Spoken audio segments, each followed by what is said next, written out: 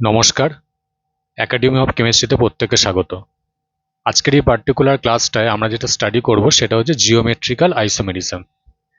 তো geometrical isomerism হচ্ছে stereo আইসোমারের একটা পার্ট। স্টিরিও আইসোমারের বেসিক্যালি আমরা দুটো পার্ট দেখি, একটা হচ্ছে জিওমেট্রিক্যাল আইসোমেরিজম আর একটা হচ্ছে অপটিক্যাল আইসোমেরিজম। তো আমরা ফার্স্টে দেখে নেবো যে স্টিরিও আইসোমার ব্যাপারটা কি। স্টিরিও আইসোমার হচ্ছে যে আমরা জানি আইসোমার শো করতে গেলে অ্যাটলিস্ট কোনো একটা পার্টিকুলার কেমিক্যাল ফর্মুলার রেসপেক্টে দুটো স্ট্রাকচারকে আমাদেরকে শো করতে হয়। সেই স্ট্রাকচারের মধ্যে যদি কিছু ডিফারেন্স দেখতে পাওয়া যায় তাহলে আমরা সেইগুলোকে আইসোমারের মধ্যে কিন্তু কনসিডার করব। তো এবার ব্যাপারটা হচ্ছে স্টিরিও আইসোমার ব্যাপারটা কি। স্টিরিও আইসোমার মানে হচ্ছে যে যদি দেখা যায় দুটো সেম মলিকুলার ফর্মুলার দুটো স্ট্রাকচার আছে, যে স্ট্রাকচারের মধ্যে অ্যাটমের কানেক্টিভিটিগুলো সেম, কিন্তু যদি আমরা সেগুলোকে থ্রি ডাইমেনশনাল অ্যারেঞ্জমেন্টের রেসপেক্টে দেখি তাহলে কিছু ডিফারেন্স দেখতে পাবো, আদারওয়াইজ কিন্তু পাবো না। তো সেই রকম কেসে আমরা সেগুলোকে স্টিরিও আইসোমার বলি। স্টিরিও আইসোমারের যদি একটা বেসিক ডেফিনেশন দেখি তাহলে সেই বেসিক ডেফিনেশন দেখি এই যে molecules share the same molecular formula and connectivity, যেটা কিছুক্ষণ আগে বললাম, of atoms but differ in three dimensional orientation of atoms. Three dimensionally যদি আমরা দুটো স্ট্রাকচারকে দেখি তবে ওদের মধ্যে আমরা কিছু ডিফারেন্স দেখতে পাবো, সেই রকম কেসে কিন্তু আমরা এগুলোকে স্টিরিও আইসোমারের মধ্যে ফেলবো। মানে আইসোমার দেখাতে গেলে অ্যাটলিস্ট দুটো স্ট্রাকচারের হেল্প নিতেই হয়। তাই সেই স্ট্রাকচারগুলোর মধ্যে যদি থ্রি ডাইমেনশনালি আমরা কিছু ডিফারেন্স দেখতে পাই, যেখানে অ্যাটমের কানেক্টিভিটিগুলো সেম কিন্তু থ্রি ডাইমেনশনালি দেখলে কিছু ডিফারেন্স দেখতে পাচ্ছি, সেই রকম কেসে আমরা স্টিরিও আইসোমার বলবো সেই এক্সাম্পলগুলোকে। এবার এই স্টিরিও আইসোমারের মধ্যে দুটো পার্ট, একটা জিওমেট্রিক্যাল আইসোমেরিজম, একটা অপটিক্যাল আইসোমেরিজম। তো আজকে আমাদের মেন টপিক হচ্ছে এই জিওমেট্রিক্যাল আইসোমেরিজমটা। জিওমেট্রিক্যাল আইসোমেরিজম কি বলা আছে, a type of stereo isomerism. এই যে কিছুক্ষণ আগে যেটা বললাম স্টিরিও আইসোমারেরই part, where molecules have the same molecular formula and atom connectivity. Atom কানেক্টিভিটিটা same but differ in three dimensional spatial arrangement due to restricted rotation. এটা হচ্ছে আমাদের জিওমেট্রিক্যাল আইসোমেরিজমের মেন পয়েন্ট। জিওমেট্রিক্যাল আইসোমেরিজমের মেন পয়েন্ট হচ্ছে এই last পয়েন্টটা, differ in three dimensional spatial arrangement due to restricted rotation. এবার এই রেস্ট্রিক্টেড রোটেশন কোন কেসের জন্য অ্যাপ্লিকেবল? এই যে আমরা বলছি রেস্ট্রিক্টেড রোটেশন, তার মানে এটা হচ্ছে বেসিক্যালি ডবল বন্ড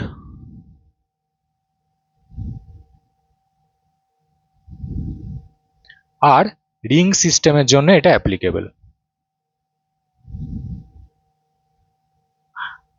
আমরা একটু জিনিসটা দেখে নেবো যে রেস্ট্রিক্টেড রোটেশন মানেটা কি। রেস্ট্রিক্টেড রোটেশন হচ্ছে কোন কেসের জন্য অ্যাপ্লিকেবল? এই দুটো কেসের জন্য বেসিক্যালি আমরা অ্যাপ্লিকেবল।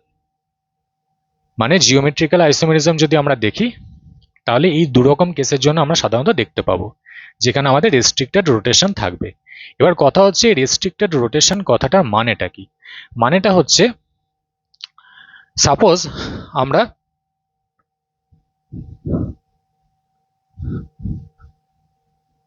একটা সিঙ্গেল বন্ডকে দেখবো, একটা ডবল বন্ডকে দেখবো, কার্বন কার্বন, তাহলে বুঝতে পারবো যে এই রেস্ট্রিক্টেড রোটেশন কথাটা মিনিংটা কি। রেস্ট্রিক্টেড রোটেশন মানে হচ্ছে যদি কোনো একটা পার্টিকুলার কার্বন কার্বন বন্ডের রেসপেক্টে কোনো রকম রোটেশন অ্যালাউড কন্ডিশনে না থাকে। মানে আমরা এমন কেসে জিওমেট্রিক্যাল আইসোমেরিজমগুলোকে দেখব যে কেসে আমাদের কার্বন কার্বন বন্ডকে যেন কোনোভাবে রোটেট করা না যায়, সেই জায়গাটা যেন রেস্ট্রিকশন থাকে। এবার ব্যাপারটা হচ্ছে যদি আমরা দেখি carbon carbon single bond, suppose আমরা বললাম এরকম একটা কেস দেখছি আমরা,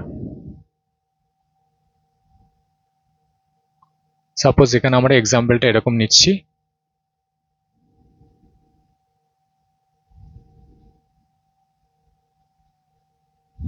যদি মাঝখানে কার্বনটা রেসপেক্টে, মানে এই যে দুটো কার্বন আছে, তো এই দুটো কার্বনের রেসপেক্টে যদি আমরা এই মাঝখানের বন্ডটাকে দেখি তাহলে সিঙ্গেল বন্ডের রেসপেক্টে কিন্তু রোটেশন অ্যালাউড, সিঙ্গেল বন্ডের রেসপেক্টে কিন্তু রোটেশন অ্যালাউড হয়।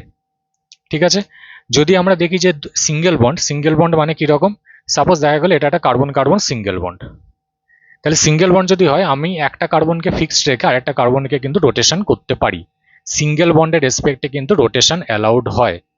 ঠিক আছে, মানে যদি আমাদের কার্বন কার্বন সিঙ্গেল বন্ড থাকে এখানে হচ্ছে রোটেশন অ্যালাউড।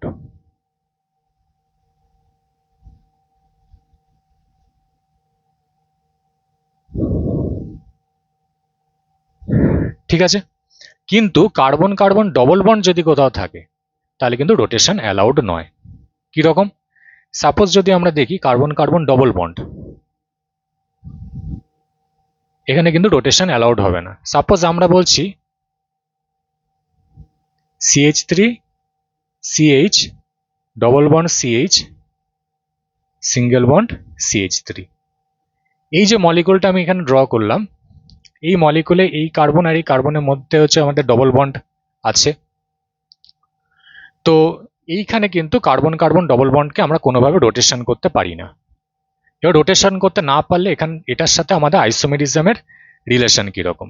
রিলেশন হচ্ছে খানিকটা এরকম, যদি এই মলিকুলটা আমার এই রকম ফর্মে থাকে,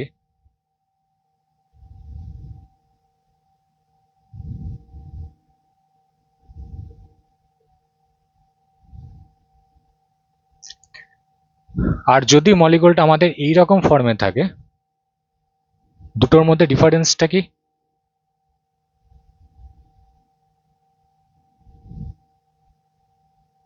অ্যাটমের কানেক্টিভিটি কিন্তু সেম। অ্যাটমিক কানেক্টিভিটি মানে কি? এই ডবল বন্ডেড কার্বন অ্যাটমগুলোর রেসপেক্টে যে অ্যাটম বা গ্রুপগুলো অ্যাটাচড আছে সেই দুটো কিন্তু সেম। এদিকেও যা দেখতে পাচ্ছি এদিকেও সেম জিনিস দেখতে পাচ্ছি, কিন্তু যখন আমরা ওদেরকে এরকম ফর্মে রিপ্রেজেন্ট করলাম তখন এইখানে কিন্তু দুটো স্ট্রাকচারের মধ্যে ডিফারেন্স আছে, মানে 3 ডাইমেনশনালি আমরা এদেরকে দেখছি এখন। এবার কথা হচ্ছে এই কার্বন কার্বন ডবল বন্ড যেটা আছে সেই কার্বন কার্বন ডবল বন্ডের রেসপেক্টে রোটেশন অ্যালাউড নয় কেন? ঠিক আছে, তো এখানে আমরা যেটা বলবো সেটা হচ্ছে কার্বন কার্বন ডবল বন্ড যদি কোথাও থাকে এখানে হচ্ছে রোটেশন অ্যালাউড নয়।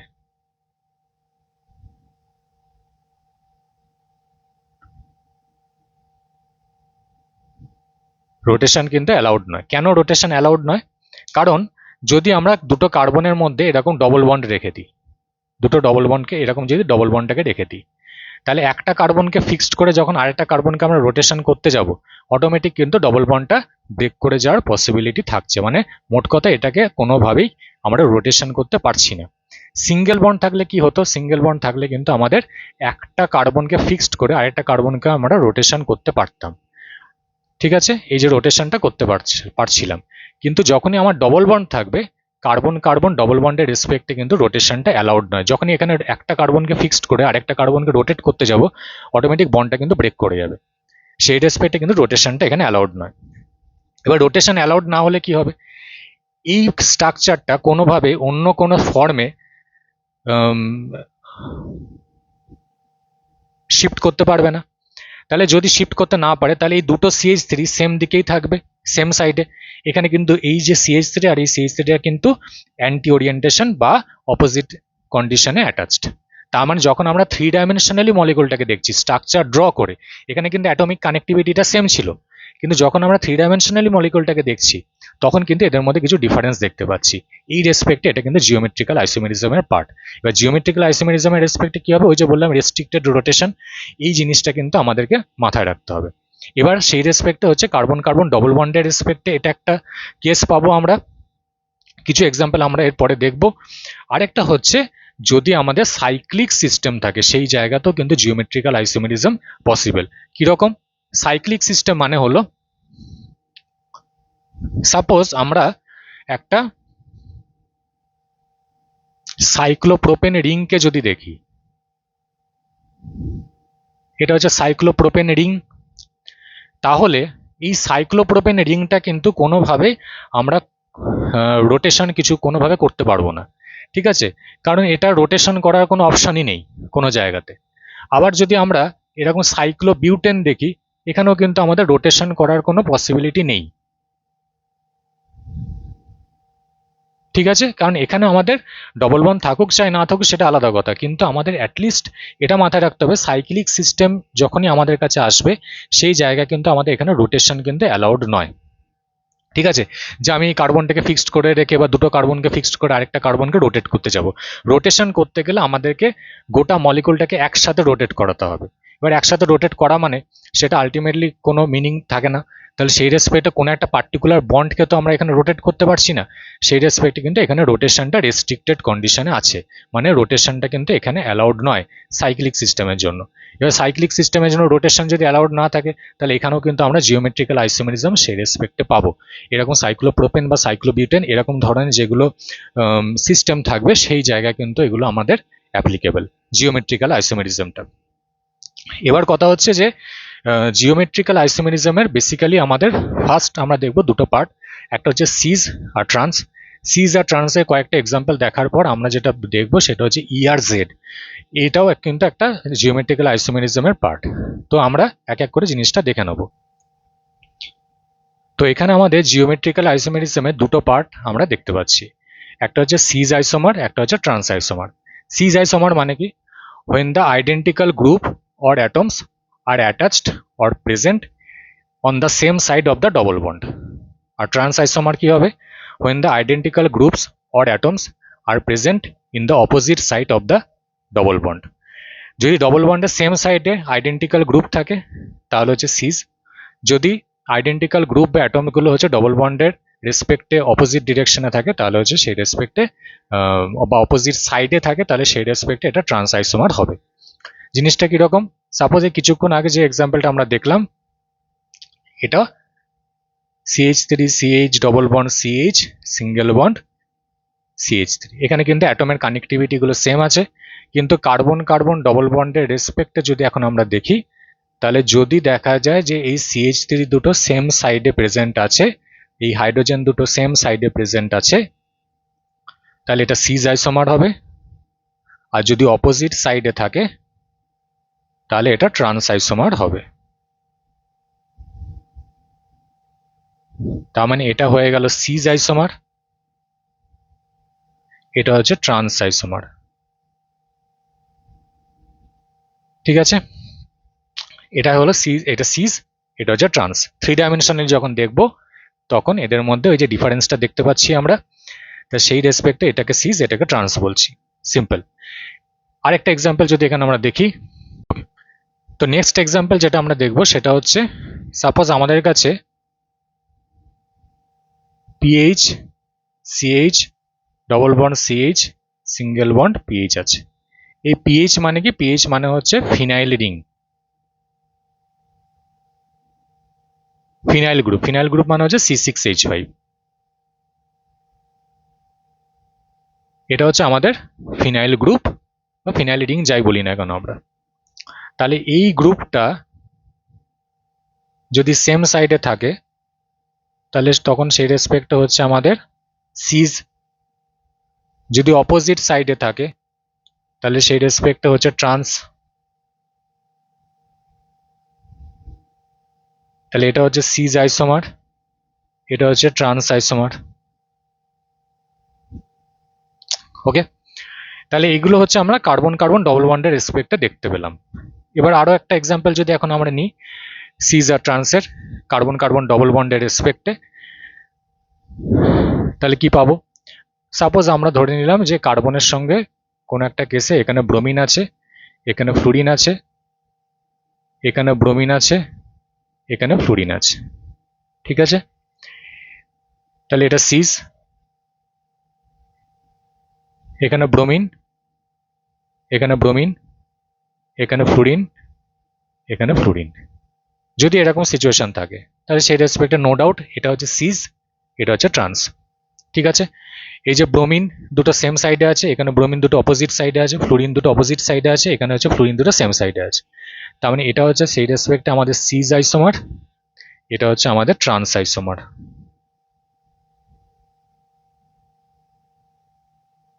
Trans isomer. এবার কথা হচ্ছে আমরা যদি কয়েকটা রিং সিস্টেম দেখি, রিং সিস্টেমের রেসপেক্টে কি পাবো, সাপোজ আমাদের সাইক্লোপ্রোপেন হয়তো রিং আছে,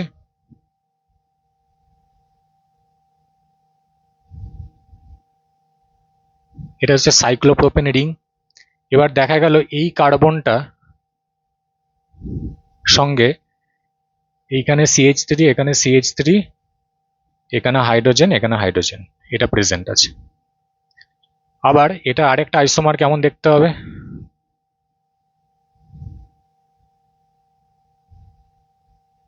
এখানে CH3, এখানে CH3, এখানে হাইড্রোজেন, এখানে হাইড্রোজেন।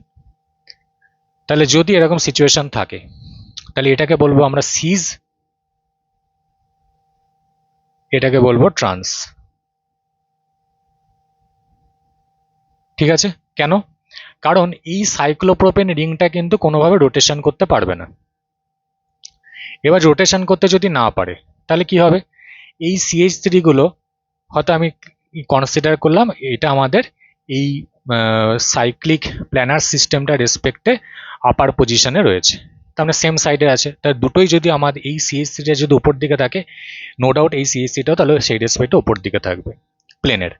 আবার এই সাইক্লোপ্রোপেন যে রিং এর যে প্লেনটা আছে সেই প্লেনের রেসপেক্ট এই CH3টা যদি উপরে থাকে তাহলে এই CH3টা নো ডাউট নিচের দিকে থাকবে।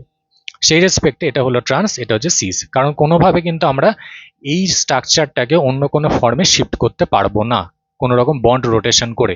সেই রেসপেক্টে এটা এই জায়গায় রেস্ট্রিক্টেড কন্ডিশনে রয়েছে, সেজন্য আমরা এটাকে বলছি সিজ আইসোমার, এটাকে বলবো আমরা ট্রান্স আইসোমার। ঠিক আছে? সেম বা আইডেন্টিক্যাল গ্রুপগুলো সেম সাইডে আছে বলে। আচ্ছা,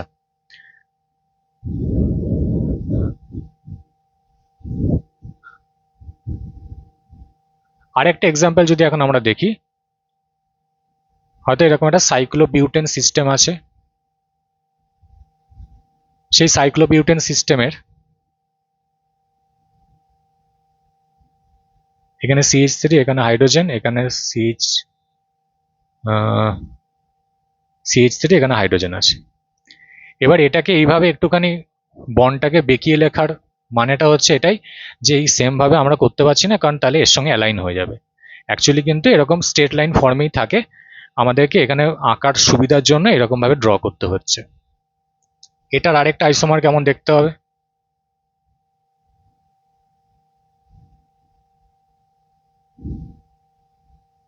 এখানে CH3, এখানে হাইড্রোজেন, এখানে CH3, এখানে হাইড্রোজেন। তার মানে এই মেন যে রিং সিস্টেমটা আছে সেই রিং সিস্টেমটা কিন্তু কোনোভাবে রোটেশন করতে পারছে না, যার রেসপেক্টে এই CH3 বা এই CH3টা কিন্তু আপার পজিশনে আছে, সেম সাইডে আছে প্লেনটার। এই CH3 বা এই CH3টা কিন্তু এই প্লেনের রেসপেক্টে অপোজিট ডিরেকশনে অ্যাটাচড আছে বা অপোজিট সাইডে অ্যাটাচড আছে। সেই রেসপেক্টে এটা হয়ে গেল আমার ট্রান্স, এটা হচ্ছে আমাদের সিজ। ঠিক আছে? এই হলো ব্যাপার। এর পরের পার্টটা আমরা যেটা বলবো সেটা হচ্ছে ER-Z আইসোমার বলে একটা পার্ট হয়, যেটা সিজ বা ট্রান্সের মধ্যে খানিকটা দেখতে, কিন্তু সেটার একটু কন্ডিশনগুলো আলাদা। কার কন্ডিশন আলাদা? এই যে আইডেন্টিক্যাল গ্রুপ বলে আমরা যেটাকে মেনশন করছি সেই কন্ডিশনটা কিন্তু একটু আলাদা। ঠিক আছে? তো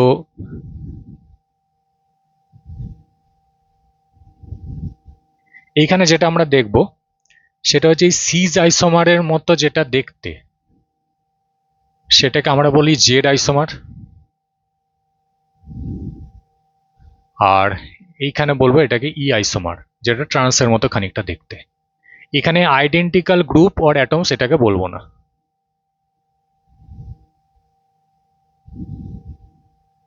আইডেন্টিক্যাল গ্রুপ অর অ্যাটমস এটাকে বলবো না।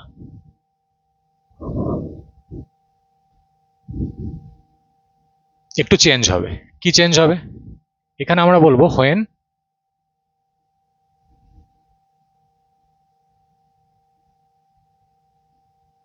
Highest priority groups,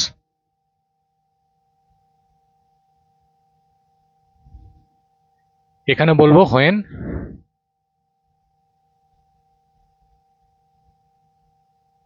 highest priority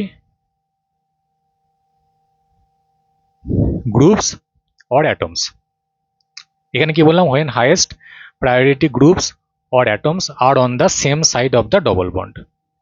এখানে কিন্তু আইডেন্টিক্যাল গ্রুপের কথাটা আমরা একবারও মেনশন করছি না, তাহলে সেটাকে আমরা জেড আইসোমার বলছি। আর ই আইসোমারের কেসে কি হবে? Highest priority group or atoms গুলো যখন আমাদের opposite side of the double বন্ডে থাকবে তখন সেটাকে আমরা, যেটা আগের কেসে আমরা ট্রান্স আইসোমার বলছিলাম, সেটা এখানে কিন্তু ই আইসোমারের ফর্ম বা ই আইসোমার আমরা বলবো।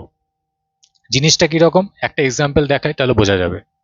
সাপোজ আমার কাছে CH3 CH double bond CH, এখানে হচ্ছে C2H5 আছে।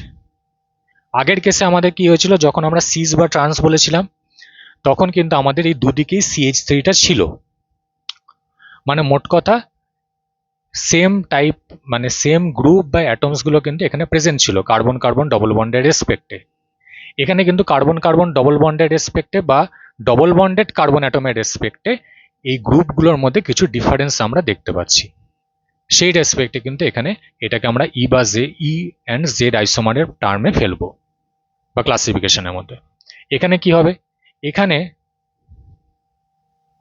কার্বন কার্বন ডবল বন্ডকে রাখলাম, এখানে সাপোজ আমি C2H5টাকে নিলাম, এখানে CH3টাকে নিলাম, এখানে হাইড্রোজেনকে রাখলাম, এখানে হাইড্রোজেনকে রাখলাম,